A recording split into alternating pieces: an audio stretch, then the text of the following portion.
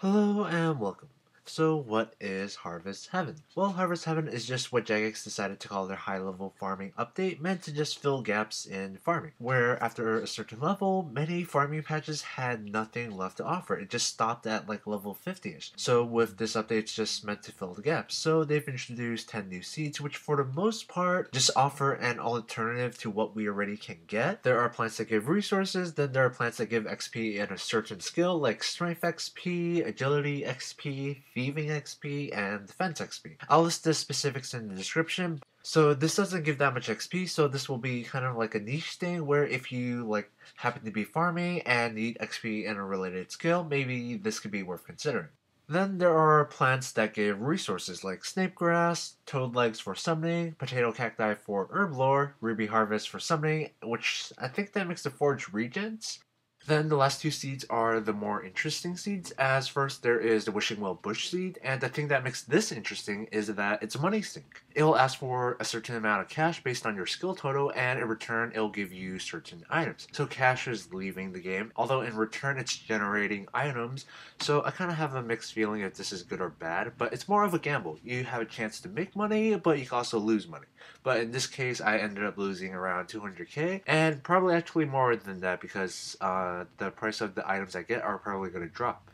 But anyway, for the last part is the new Super God Brews. So that means there is a Super Guthix Brew, Super Saradomin Brew, and a Super Zamorak Brew. To grow this, you need to first build a trellis, or, well, of course you could buy all of this stuff from the Grand Exchange, but if you wanted to grow this yourself, you need to first build a trellis, which is the support system for the Grapevine, which requires 5 planks. Then you need to actually get a Grapevine Seed and harvest it. When harvesting, you'll get a random amount of grapes, so just make the grapes into wine and mix it with the normal version of the 3-dose brew, and it'll make the super version of the brew. So that's how you make it. So to discuss the effects of it, so most are probably unfamiliar with you, like the Guthix Brew, which is not the Guthix Balance Potion. It's kind of its own separate thing, but what the normal Guthix Brew does is heal you 200 HP and make you immune to poison for a short amount of time. But the Super Guthix Brew heals you 500, which is equal to the amount of a Saradomin Brew, but without the negative stats of the normal Saradomin Brew. But what it also does is the Super Guthix Brew gives you Adrenaline as well, equal to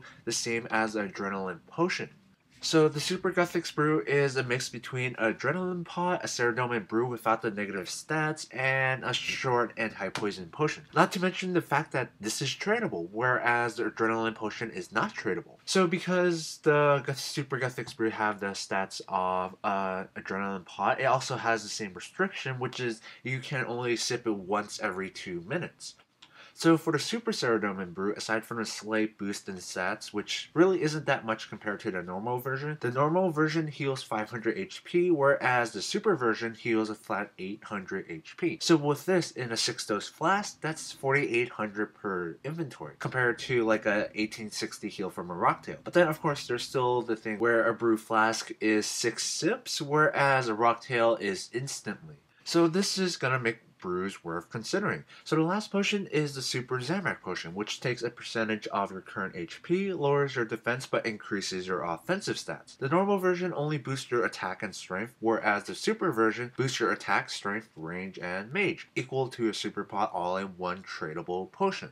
So this is an almost all-in-one potion to boost all your stats. This isn't up to what Overload offers, because Overload offers higher stats. So the Super Zamorak Potion is more of just a weaker tradable version of Overload, which just is pretty much a superset put all in one, except for Super Defense because it lowers your defense and HP.